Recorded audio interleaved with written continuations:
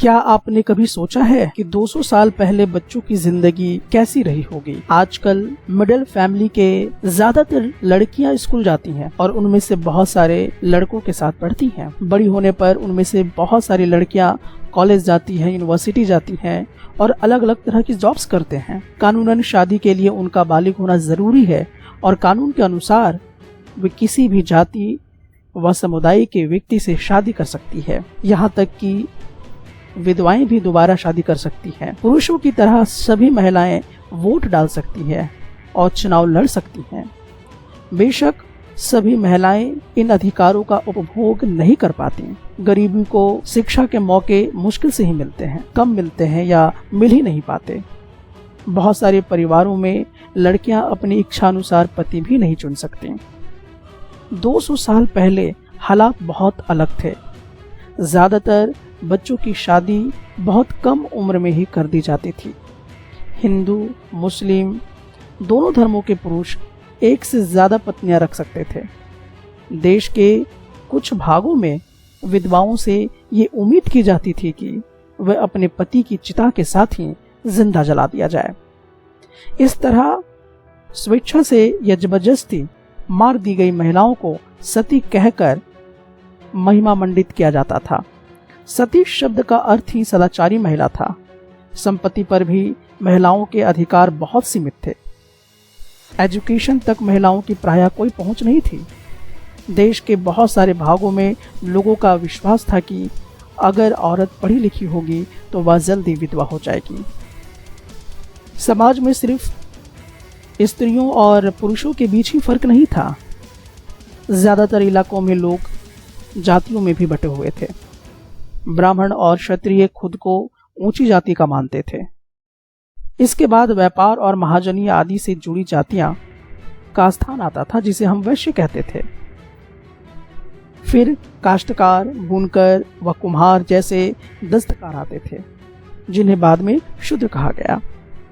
इस श्रेणी क्रम की सबसे निचले पायदान पर ऐसी जातियां थीं जो गांवों शहरों को साफ सुथरा रखती थीं या ऐसे काम धंधे करती थीं जिन्हें ऊंची जातियों के लोग दूषित कार्य मानते थे, यानी ऐसे काम जिनकी वजह से उनकी जाति भ्रष्ट हो जाती थी।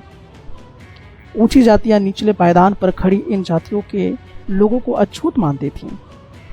इन लोगों को मंदिर में प्रवेश करने, सवर्ण जातियों के इस्तेमाल वाले कुओं से पानी निकालने या ऊंची जातियों के घाट तालाबों पर नहाने की छूट नहीं होती थी। उन्हें निम्न दर्जे का मनुष्य माना जाता था। 19वीं और 20वीं सदी के दौरान इनमें से बहुत सारे कायदे कानून और नजरिए धीरे धीरे बदलते गए। आइए देखते हैं ऐसा कैसे हुआ। राजा राम मोहन रॉय, जिनका जन्म 1772 में हुआ था और इनकी मृत्यु 1833 में हुई थी, ये एक समाज सुधारक थे। उन्होंने कलकत्ता में ब्रह्मो सभा के नाम से एक सुधारवादी संगठन बनाया था, जिसे बाद में ब्रह्मो समाज के नाम से जाना गया। राम मोहन रॉय जैसे लोगों को सुधारक इसलिए कहा जाता है क्योंकि वे मानते थे कि समाज में परिवर्तन लाना और अन्यायपूर्ण तौर तरीके से छुटकारा पाना जरूरी है। उनका विचार था कि इस तरह के परिवर्तन लाने के लिए लोगों को इस बात के लिए प्रेरित किया जाना चाहिए कि वे पुराने व्यवहार को छोड़कर जीवन का नया ढंग अपनाने के लिए तैयार हों। राम मोहन रॉय देश में पश्चिम शिक्षा का प्रसार करने और महिलाओं के लिए ज्यादा स्वतंत्रता व समानता के पक्षधर थे। उन्होंने इस बारे में लिखा है कि किस तरह महिलाओं को जबरन घरेलू कामों से बांध कर रखा जाता था। उनकी दुनिया घर और रसोई तक ही सीमित कर दी जाती थी और उन्हें बाहर जाकर पढ़ने लिखने की इजाजत नहीं दी जाती थी। विधवाओं की जिंदगी में बदलाव लाने की कोशिश भी राम मोहन रॉय ने किया था। राम मोहन रॉय इस बात से काफी दुखी थे कि विधवा औरतों को अपनी जिंदगी में भारी कष्टों का सामना करना पड़ता है। इसी बात को ध्यान में रखते हुए उन्होंने सती प्रथा के खिलाफ मुहिम छेड़ी थी। राम मोहन रॉय संस्कृत, फारसी और अन्य कई भारतीय और यूरोपीय भाषाओं के अच्छे ज्ञाता थे। उन्होंने अपने लेखन के जरिए यह सिद्ध करने का प्रयास किया कि प्राचीन ग्रंथों में विधवाओं को जलाने की अनुमति कहीं नहीं दी गई है। 19वीं सदी के प्रारंभ तक बहुत सारे अंग्रेज अफसर भी भारतीय परंपराओं और रीति रिवाजों की आलोचना करने लगे थे। वे राम मोहन रॉय के विचार को सही मानते थे क्योंकि उनकी एक विद्वान व्यक्ति के रूप में प्रतिष्ठा थी। अंततः 1829 में सती प्रथा पर पाबंदी लगा दी गई। राम मोहन रॉय ने इस अभियान के लिए जो रणनीति अपनाई उसे बाद के सुधारकों ने भी अपनाया। जब भी वे किसी हानिकारक प्रथा को चुनौती देना चाहते थे तो अक्सर प्राचीन धार्मिक ग्रंथों से ऐसे श्लोक या वाक्य ढूंढने का प्रयास करते थे जो उनकी सोच का समर्थन करते हों। इसके बाद वे दलील देते थे कि संबंधित वर्तमान रीति रिवाज प्रारंभिक परंपरा के खिलाफ है। राम मोहन रॉय ने अपने विचारों का प्रसार करने के लिए बहुत सारे पर्चे लिखे थे। इनमें से कुछ पर्चे किसी खास रिवाज के समर्थक और आलोचकों के बीच बहस के रूप में लिखे गए थे। सती प्रथा के बारे में इसी तरह का एक उदाहरण है। जो सती प्रथा का समर्थक थे वो क्या कहते थे, उनका मानना था कि औरतें कुदरती तौर पर कम समझदार, बिना दृढ़ संकल्प वाली, भरोसे के योग्य नहीं होती हैं।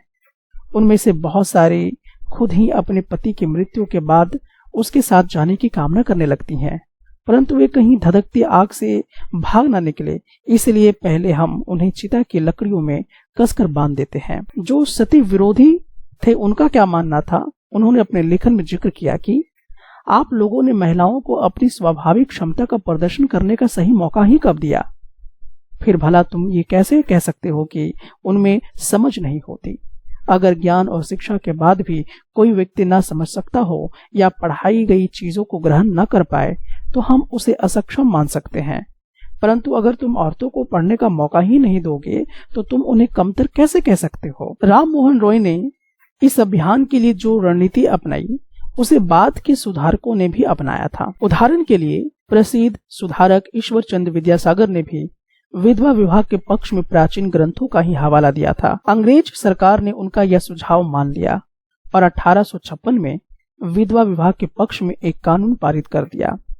जो विधवाओं के विवाह का विरोध करते थे उन्होंने विद्यासागर का भी विरोध किया और यहाँ तक कि उनका बहिष्कार कर दिया। 19वीं सदी के उत्तरार्ध तक विधवा विवाह के पक्ष में चलाया जा रहा आंदोलन देश के अन्य भागों में भी फैल गया था। मद्रास प्रेसिडेंसी के तेलुगु भाषी इलाकों में वीरेशलिंगम पंतुलु ने विधवा विवाह के समर्थन में एक संगठन बनाया था। लगभग उसी समय बंबई में युवा बुद्धिजीवियों और सुधारकों ने भी विधवा विवाह के प्रचार प्रसार का संकल्प लिया। उत्तर में आर्य समाज की स्थापना करने वाले स्वामी दयानंद सरस्वती ने भी विधवा विवाह का समर्थन किया। इसके बावजूद विवाह करने वाली विधवा महिलाओं की संख्या काफी कम थी। विवाह करने वाली विधवाओं को समाज में आसानी से स्वीकार नहीं किया जाता था। इस तरह रूढ़िवादी तबके इस नए कानून का विरोध करते रहे। तो स्वामी दयानंद सरस्वती जो हैं ये भी सपोर्टर रहे हैं कि जो विधवा महिलाएं हैं उनकी विवाह जो है वो पुनः होनी चाहिए। गर्ल्स थी, अब वो लोग स्कूल जाना शुरू करती हैं, यानी कि पहले जो महिलाएं थी, जो लड़कियां थी वो स्कूल नहीं जाती थी, उनको रोक के रखा गया था, उनको पढ़ने का अधिकार नहीं दिया गया था। तो बाद में ये कैसे होता है ये चलिए हम लोग यहाँ पे देखते हैं। तो इसमें एक अहम रोल आपको यहाँ पे देखने को मिलेगा जिनका नाम है Ishwar Chandra Vidyasagar ji. Many of the reformers felt that education for girls was necessary in order to improve the condition of women. देखिए ये चीज कहीं ना कहीं उस समय जितने भी समाज सुधारक लोग थे उनको ये महसूस होने लगा था कि लड़कियों के लिए जो एजुकेशन है वो बहुत ही ज्यादा अहम है। क्यों अहम है? ताकि उनकी जो स्थिति है उसमें सुधार लाया जा सके। इसीलिए देखिए Vidyasagar in Calcutta and many other reformers in Bombay set up schools for girls. तो देखिए विद्यासागर जो थे वो कलकत्ता में, और यही नहीं कि सिर्फ विद्यासागर ही बल्कि बहुत सारे ऐसे समाज सुधारक थे जो बॉम्बे में भी क्या करते हैं, बच्चियों के लिए, महिलाओं के लिए क्या करते हैं, स्कूल का सेटअप करते हैं। When the first schools was opened in the mid 19th century, many people were afraid of them. They feared that schools would take girls away from home, prevent them from doing their domestic duties. Moreover, girls had to travel through public places in order to reach school. Many people felt that this would have a corrupting influence on them. They felt the girls should stay away from public spaces. Therefore, throughout the 19th century, most educated women were taught at home by liberal fathers or husbands. Sometimes women taught themselves.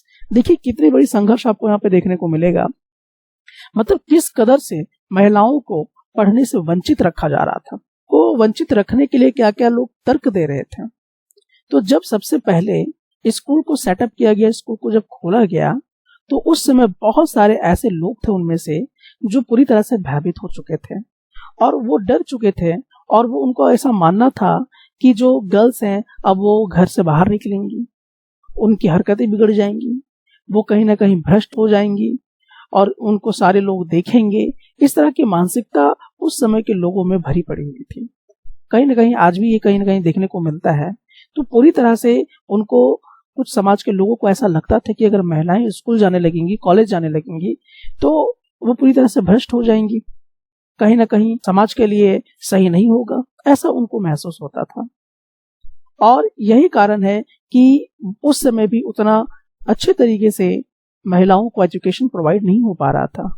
हाँ, जो जिनके पिता काफी खुले सोच के थे या जिनके हस्बैंड काफी खुले सोच के थे, तो वही क्या करते थे, अपनी महिलाओं को पढ़ने के लिए प्रोत्साहित भी क्या करते थे, या तो फिर जो महिलाएं थीं वो खुद ही अपने आप में स्टडी किया करती थीं।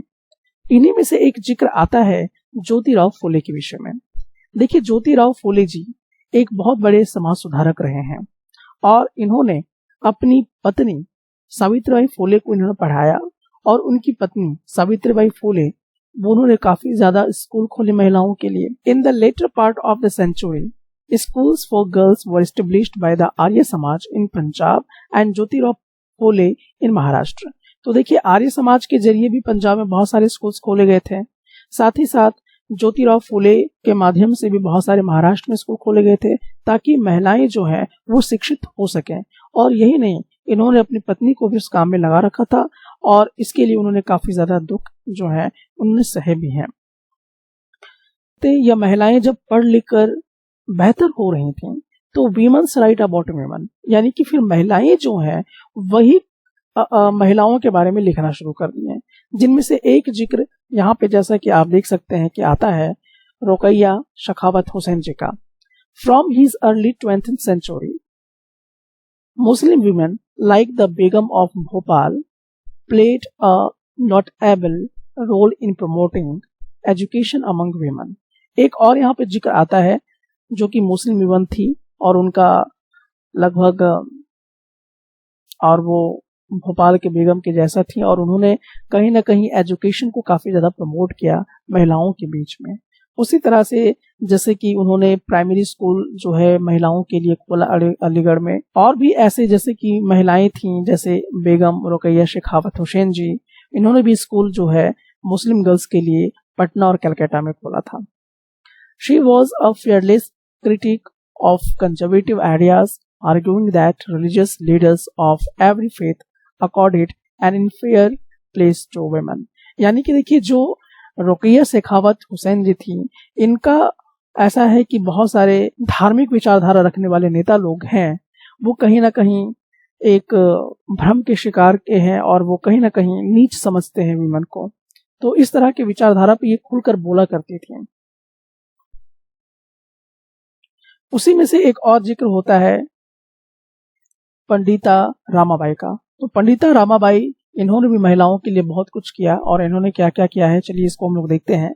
तो Pandita Ramabai, a great scholar of Sanskrit, felt that Hinduism was oppressive towards women and wrote a book about the miserable lives of upper caste Hindu women। देखिए, यहाँ पर इन्होंने भी नोटिस किया कि महिलाओं के साथ भेदभाव जो है वो कहीं ना कहीं हो रहा था और खासकर जो हिंदू समाज के लोग हैं वो काफी ज्यादा ही दमन करते थे महिलाओं के ऊपर। तो ये बात का इशारा भी जो पंडिता रामाबाई है वो यहाँ पे कर रही हैं। साथ ही साथ she founded a widows home at Poona to provide shelter to widows who had been treated badly by their husbands' relatives। Here, women were trained so that they could support themselves economically। तो साथ ही साथ ऐसा नहीं था, जो पंडिता रामाबाई थी उन्होंने एक घर भी जो है उन्होंने स्थापित किया था और ये विधवाओं के लिए था। और इन्होंने कहाँ पे ये किया था, पूना में किया हुआ था। उन्होंने बहुत सारे घर वगैरह बना दिए थे। तो इसमें होता क्या था कि जो विडोज लोग होती थी, जो विधवा महिला जो हुआ करती थी, जिनके साथ बहुत ही बर्बरता वाला व्यवहार किया जाता था, या उनके हस्बैंड या उनके घर वाले उनके साथ मारपीट करते थे, बुरा व्यवहार करते थे, तो उन्हीं को वो वहां पर रखती थी। और वहां पर क्या होता था कि उन महिलाओं को उस तरह से ट्रेंड किया जाता था ताकि वो अपने आप पे स्टेबल हो सकें और आर्थिक तौर पे मजबूत हो सकें। तो एक बहुत बड़ा पहल जो है पंडिता रामाबाई जो है यहाँ पे आपको करती हुई दिखाई देंगी। साथ ही साथ यहाँ पे हम लोग देख सकते हैं कि नीडलेस टू से all this more than alarmed the Orthodox. जब ये सब चीजें हो रही थी, यानी कि जब महिलाओं को काफी ज्यादा एजुकेट किया जा रहा था, महिलाओं को पढ़ाया जा रहा था, सती प्रथा पे लगातार रोक लगाई जा रही थी, विधवाओं की शादी कराई जा रही थी, तो ये सब चीजें जब हो रही थी तो जो धार्मिक विचारधारा के जो लोग थे, जैसे हिंदू नेशनलिस्ट के जो लोग थे, वो कहीं ना कहीं इससे काफी ज्यादा क्रोधित हो गए थे, आग बबूले हो गए थे। और उनका मानना ये था कि कहीं ना कहीं यहाँ हमारे भारतीय महिला हैं उनको बिगाड़ा जा रहा है और संस्कृति का खिलवाड़ किया जा रहा है, उनके जरिए संस्कृति को बर्बाद किया जा रहा है। इस तरह की मानसिकता जो है हमारे समाज के लोगों के बीच में आने शुरू हो गए थे। साथ ही साथ सिर्फ ऐसा हिंदू समाज के ही लोग नहीं परेशान थे, बल्कि जो मुस्लिम धार्मिक विचारधारा के लोग थे वो भी इस बात से बहुत ज्यादा चिंतित थे, क्योंकि इस चीज का असर जो है उनके समाज में भी पड़ रहा था।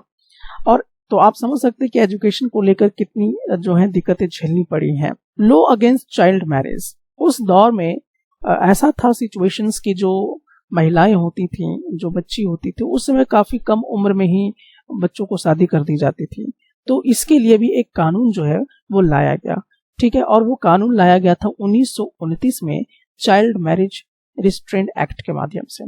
और ये कानून क्यों पारित हुआ था, तो देख लीजिए कि ये कानून जो पारित हुआ था और इस कानून के अकॉर्डिंग क्या बातें आती हैं। तो इसमें सबसे पहले जो जिक्र हुआ था कि जो भी पुरुष होगा उसकी उम्र उस समय 18 होनी चाहिए और जो महिला होगी उसकी उम्र 16 होनी चाहिए, तो वो शादी कर सकते थे।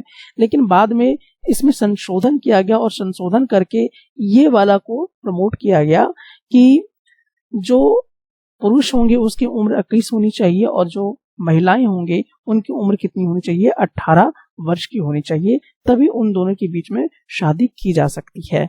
तो ऐसा एक लॉ के थ्रू किया गया था और ये लॉ जो है 1929 में चाइल्ड मैरिज रेस्ट्रेंट एक्ट के माध्यम से बताया गया है। सो इस बात का ध्यान रखिएगा, लॉ अगेंस्ट चाइल्ड मैरिज है, इसमें किस तरह का एक्ट लगता है और यह एक्ट कब पास किया गया था। कास्ट एंड सोशल रिफॉर्म, ऐसा नहीं था कि उस समय के दौर में सिर्फ महिलाओं के सुधार के विषय में ही बातचीत हो रही थी। आपने देखा कि महिलाओं के साथ किस प्रकार से बर्बरता जो है वो हमारे समाज के बीच में हो रहा था। तो सिर्फ इनइक्वालिटीज जो है वो सिर्फ महिलाओं के बीच में भी नहीं था, बल्कि कास्टिज्म के आधार पे भी बहुत सारी इनइक्वालिटीज थी और साथ ही साथ बहुत सारे अत्याचार जो है कास्ट के आधार पे किया जा रहा था। तो उसमें भी काफी ज्यादा जो है जो सोशल रिफॉर्म है वो देखने को मिलता है। तो इसमें एक जिक्र आता है राम मोहन रॉय जी का। अब इनके बारे में जिक्र क्यों आ रहा है, चलिए हम लोग इसके विषय में जानकारी हासिल कर लेते हैं।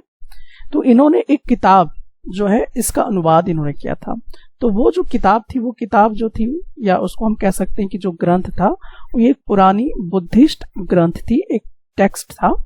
और उस जो बुद्धिस्ट टेक्स्ट था, जो ग्रंथ था बुद्धिस्ट ग्रंथ, उसमें कास्टिज्म को लेकर, जातिवाद को लेकर काफी ज्यादा जो है वो आलोचना की गई थी। और उसी किताब को राम मोहन रॉय जो थे उन्होंने ट्रांसलेट किया था और ये लोगों तक पहुंचाने का अहम काम इन्होंने किया था। प्रार्थना समाज के जो लोग थे, ठीक है, तो ये एक प्रार्थना समाज के लोग थे। इन्होंने भी क्या किया था, जबकि ये पूरी तरह से भक्ति भाव विभोर थे, ये पुराने रीति रिवाज को मानते भी थे, उसमें उनकी आस्था भी थी, लेकिन इनका कहीं ना कहीं ये मानना था कि जो स्पिरिचुअल इक्वालिटी है वो सभी कास्ट के लिए, चाहे वो अपर कास्ट के लोग हैं चाहे वो लोअर कास्ट के लोग हैं, सभी के लिए स्पिरिचुअल इक्वालिटी होनी चाहिए, उसमें भेदभाव नहीं होनी चाहिए। तो ऐसा कौन सोच रहा था? जो प्रार्थना समाज के लोग थे, जो कि विश्वास रखते थे भक्ति वगैरह में, इन सब चीजों में उनका जो है आस्था वहां पे देखने को मिलता है। साथ ही साथ हम लोग यहाँ पे देखते हैं परमहंस मंडली के विषय में। तो परमहंस मंडली जो कि बॉम्बे में थी और इसकी जो स्थापना की गई थी वो 1840 में की गई थी। तो परमहंस मंडली का जो स्थापना हुआ था वो 1840 में हुआ था। अब प्रश्न ये आता है कि आखिरकार इस मंडली का बनना क्यों हुआ था, मतलब ये सेटअप क्यों किया गया था, क्यों फाउंडेड किया गया था। तो एक्चुअली इसका जो उद्देश्य ये था कि जो कास्टिज्म है उसको पूरी तरह से खत्म कर दिया जाए, यानी कि जातिवाद को पूरी तरह से जड़ से खत्म कर दिया जाए, उसको उखाड़ के फेंक दिया जाए। और इस मंडली में यानी कि परमहंस मंडली में ज्यादातर जो सदस्य थे, जो मेंबर्स थे, वो ज्यादातर क्या थे? अपर कास्ट के लोग थे, ज्यादातर अपर कास्ट के लोग ही थे इसमें। तो ये क्या करते थे कि एक गुप्त तरीके से मीटिंग वगैरह रखते थे और वहां पर ये क्या करते थे कि जो छुआछूत होता था, जो लोअर कास्ट के साथ बिहेव होता था, उनके खानों वगैरह के साथ जो होता था, जो वायलेशन होता था, उसका ये खुलकर बहुत विरोध किया करते थे। और वो चाहते थे कि जो जाति प्रथा है वो पूरी तरह से खत्म कर दिया जाए, ताकि इन लोगों की जो लाइफ स्टाइल है उसमें काफी ज्यादा बदलाव आ जाए।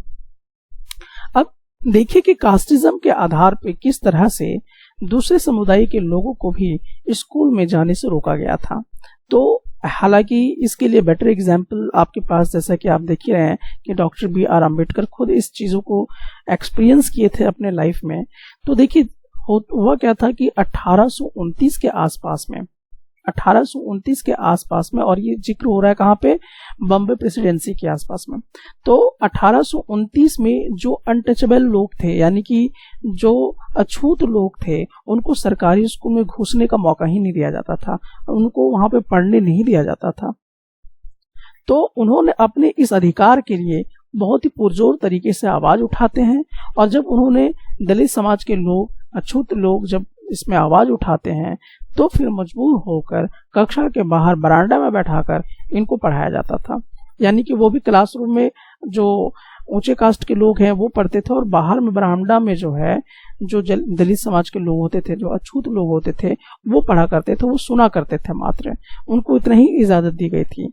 और ऐसा इसलिए कहा गया था क्योंकि अगर वो घुस के पढ़ेंगे तो कहीं ना कहीं दूषित हो जाएगा, पूरी तरह से पूरा कमरा दूषित हो जाएगा। जो ऊंची जाति के लोग हैं वहां पे पढ़ाया जाता है उनको, तो वो कहीं ना कहीं उनको दूषित ना कर दे। तो सोचिए क्या मेंटेलिटी रहा होगा 1829 के आसपास में। सोचिए कि तब तक अछूतों को, दलितों को वहां पे पढ़ने का मौका ही नहीं दिया जा रहा था। तो ये एक रियलिटी है हमारे भारत देश का। लेकिन हम लोग आज इस इतिहास को छिपाने में लगे होते हैं, या जब इस तरह की बातें होती हैं तो हम उसको रोकते हैं। जबकि आप अपने इतिहास को अच्छे से आप देखिए कि किस तरह से क्रुएलिटी जो है वो देखने को मिलता है कि अपर कास्ट के लोग किस तरह से अनटचेबल को, या जो दलित समाज के लोग हैं, उनको पढ़ने से भी रोक रहे थे, महिलाओं को भी पढ़ने से रोक रहे थे। और यही कारण था कि इसके वजह से जो आपके शूद्र लोग हैं, जो लोअर कास्ट के लोग हैं, उनके लिए स्कूल जो है वो सेटअप किया गया, आना शुरू हुआ। तो सबसे पहले जो स्कूल बनाया गया था भारत देश में, जिसमें लोअर कास्ट के बच्चे पढ़ सकते हैं, वो क्रिश्चियन मिशनरीज जो है उनके माध्यम से स्कूल का जो है वो सेटअप किया गया था। और इसमें उनको जो है काफी ज्यादा बल मिला। जब उनको एजुकेशन काफी मिलने लगा तो उनकी लाइफ स्टाइल में भी काफी ज्यादा बदलाव आने लगे। तो बहुत सारे ऐसे लोग हुए थे, और भी ऐसे कुछ लोग थे जिन्होंने बहुत सारे सवाल जो है उन्होंने खड़ा किया था कि इस तरह का जो कास्ट सोशल ऑर्डर बनाया गया है और इनके साथ जो अन्याय होता है उस पर काफी ज्यादा सवाल खड़े किए गए थे। जिसमें से डॉक्टर बी.आर. अम्बेडकर को आज देखिए कि उन्होंने इस तरह से ही पढ़ के आगे निकला है। ठीक है, तो ये सब चीजें सिर्फ एक कास्टिज्म के आधार पर उनको कहीं पर जाने से, पढ़ने से रोका जा रहा था।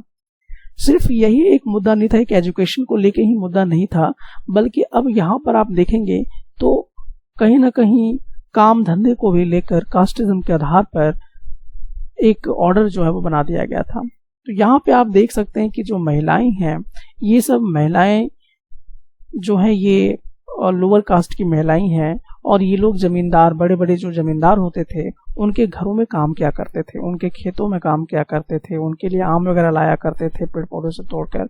और अगर कोई काम नहीं होता था तो उनके घरों में इनको सफाई करना पड़ता था, पोछा वगैरह लगाना पड़ता था।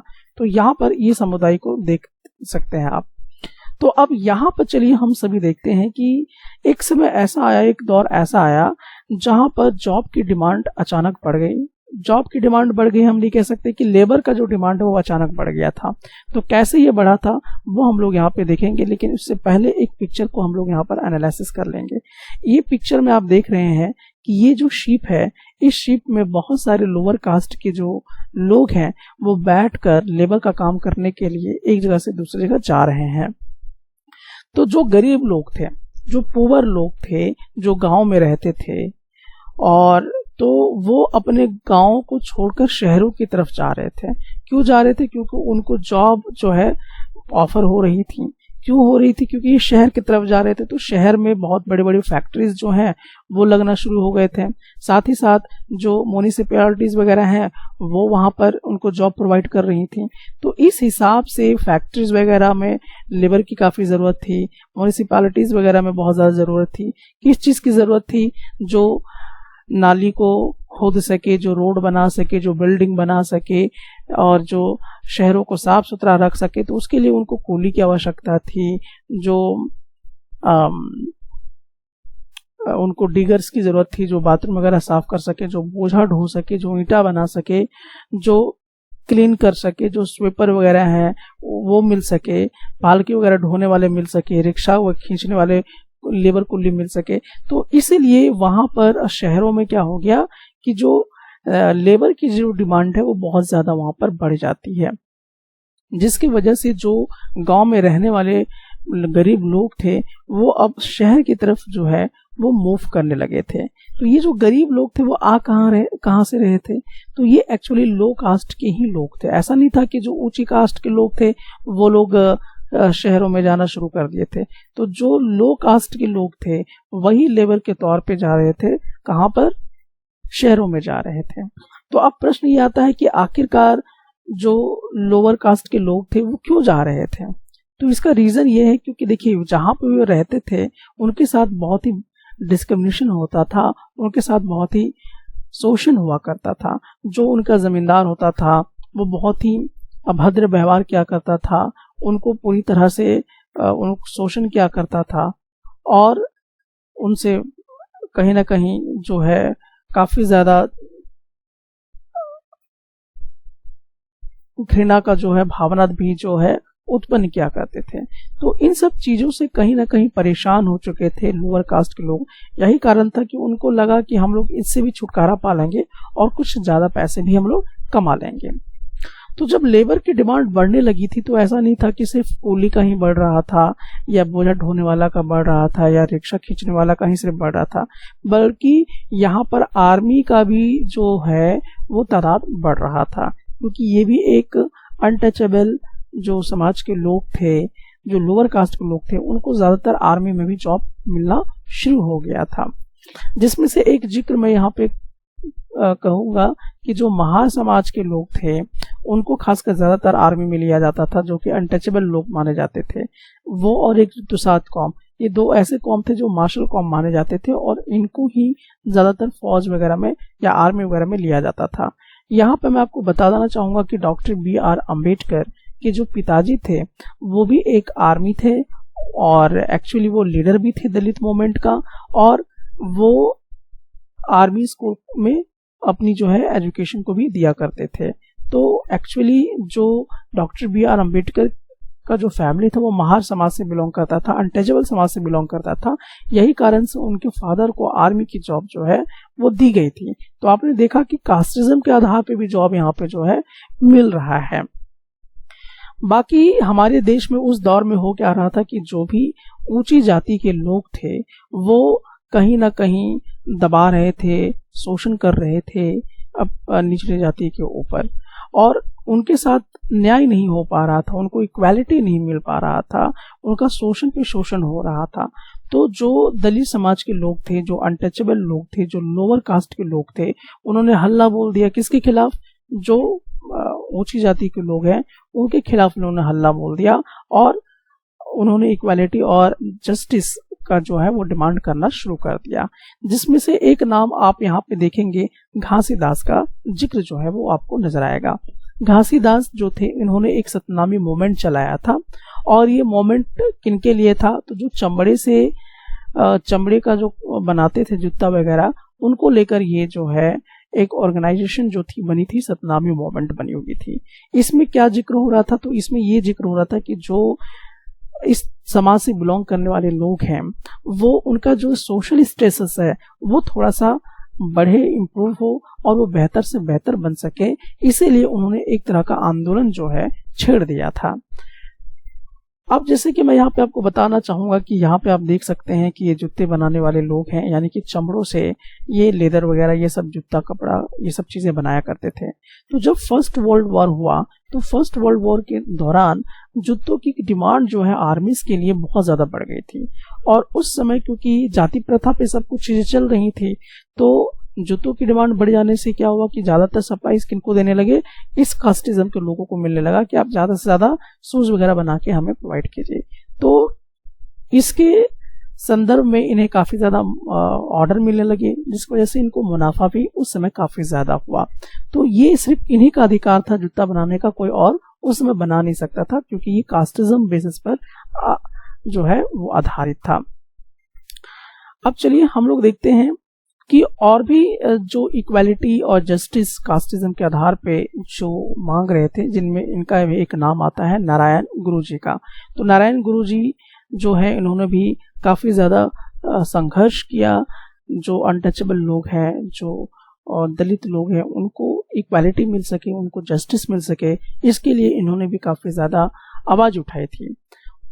तो ईस्टर्न बंगाल में हरिदास ठाकुर का जो मतवा था, उन्होंने एक सेटअप किया चंडाल कल्टिवेटर्स के लिए, जिसमें जो हरिदास है बहुत सारे प्रश्न जो है वो जो धार्मिक ग्रंथ होता है ब्राह्मणों का, उस पर इन्होंने सीधा सीधा खड़ा कर दिया था और सीधा सीधा इन्होंने प्रहार किया था।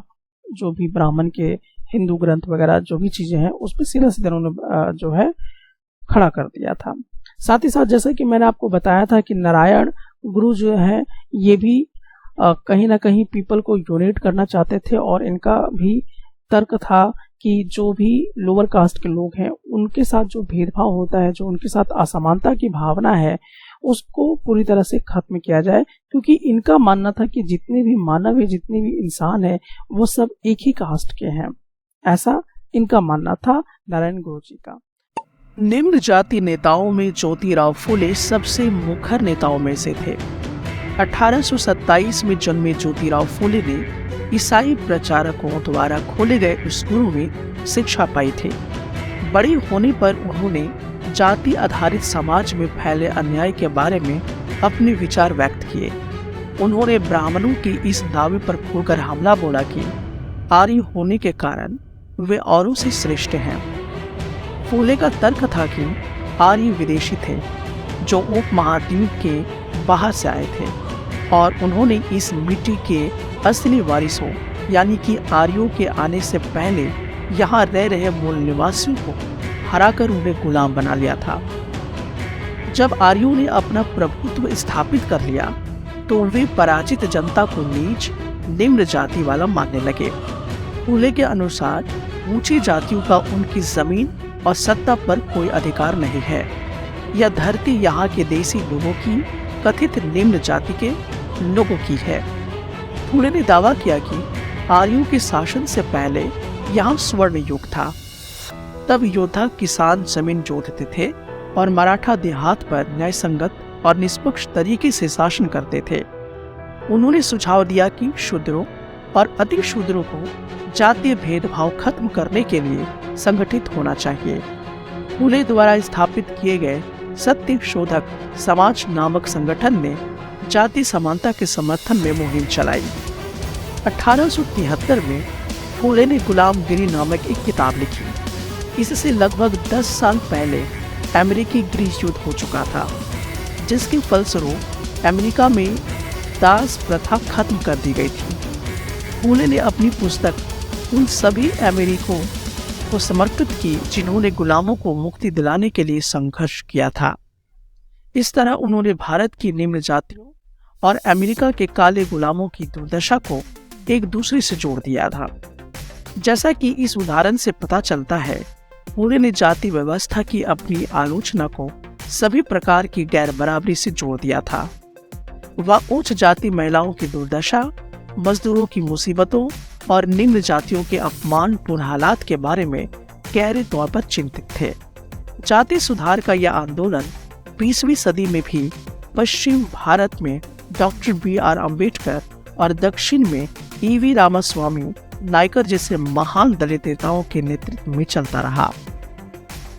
आप यह जान चुके हैं कि ज्योतिराव फुले ने अपनी पुस्तक गुलामगिरी में जातीय उत्पीड़न और अमेरिका में प्रचलित दास प्रथा के बीच किस तरह संबंध स्थापित किया था।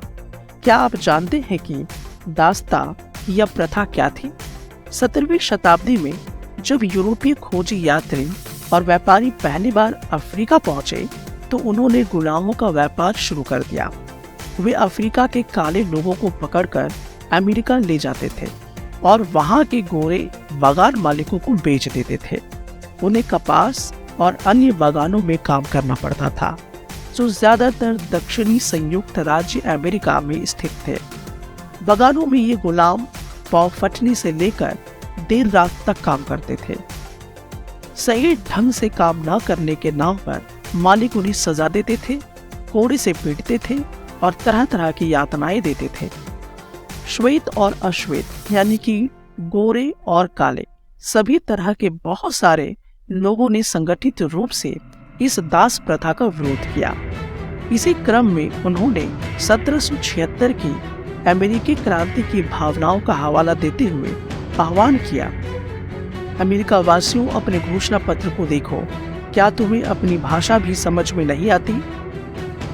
गेटिसबर्ग में दिए गए अपने अत्यंत भावप्रवण भाषण में अब्राहम लिंकन ने कहा था कि जिन्होंने दास प्रथा के खिलाफ संघर्ष किया है वे लोकतंत्र के पथ प्रदर्शक हैं। उन्होंने लोगों से आह्वान किया कि वे नस्ली समानता के लिए कदम उठाएं ताकि धरती से जनता के द्वारा जनता के लिए सरकार का नाश न हो। मैं यहाँ और तुम वहाँ। फुले उच्च जाति नेताओं के उपनिवेशवाद विरोधी राष्ट्रवाद के भी आलोचक थे।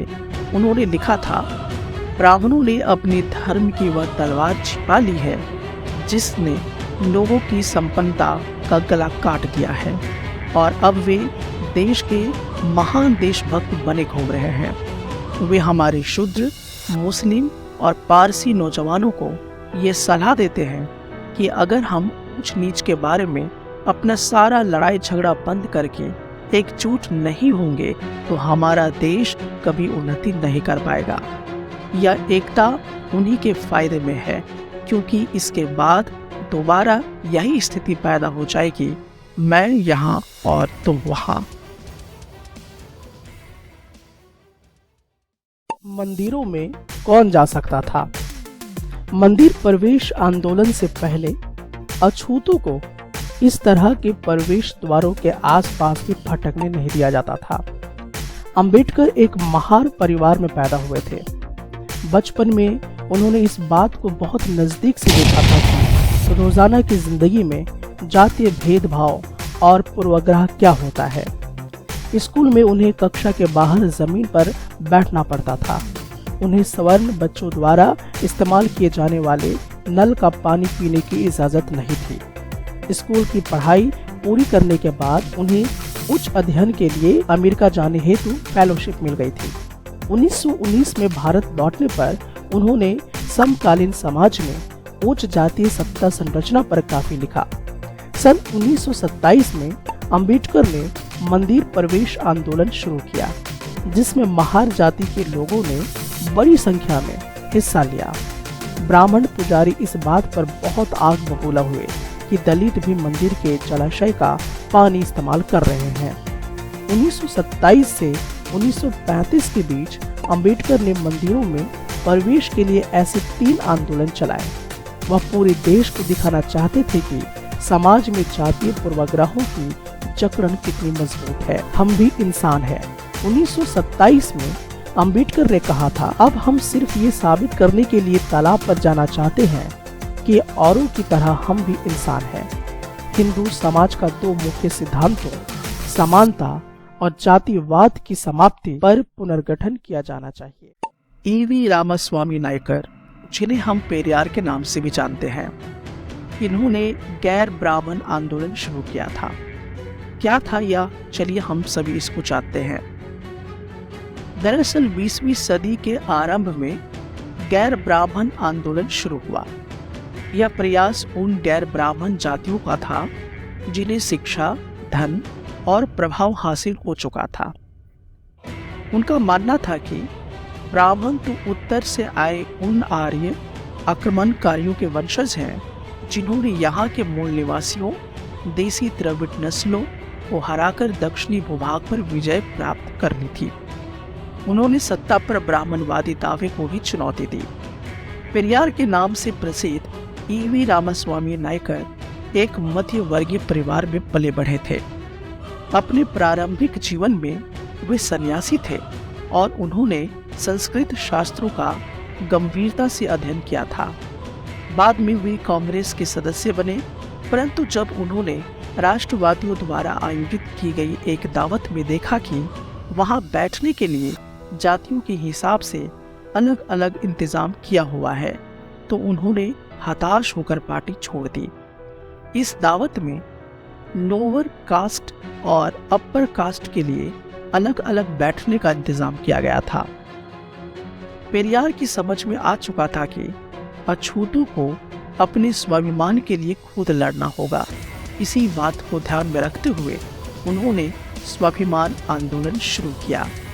उनका कहना था कि मूल तमिल और द्रविड़ संस्कृति के असली वाहक अछूती हैं, जिन्होंने ब्राह्मणों ने अपने अधीन कर लिया है।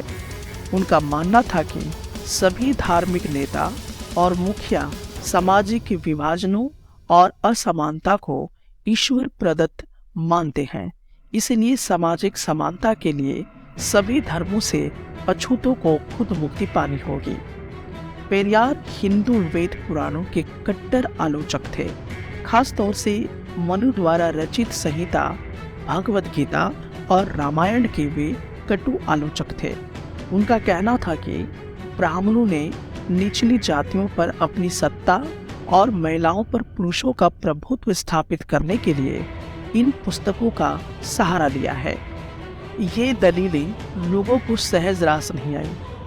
निम्न जातीय नेताओं के भाषणों, विचारपूर्ण लेखन और आंदोलनों से उच्च जातीय राष्ट्रवादी नेताओं के बीच कुछ आत्ममंथन और आत्मलोचना की प्रक्रिया शुरू हुई।